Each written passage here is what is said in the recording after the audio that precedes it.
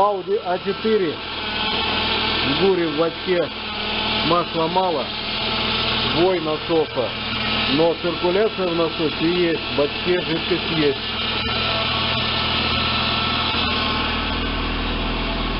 Подсоединяем адаптер, меняем масло.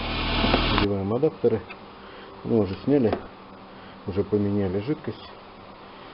Очищаем это место. Два адаптера. Полностью промываем систему. Система промылась. Ушло где-то порядка 1,8 литра на промывку. И плюс бачок уходит где-то порядка 500 грамм. Вот, масло чистое, идеально. Полностью промыто, очищено. Все, замена произведена. Все подсоединили. Нигде ничего не подтекает. Насос перестал гудеть.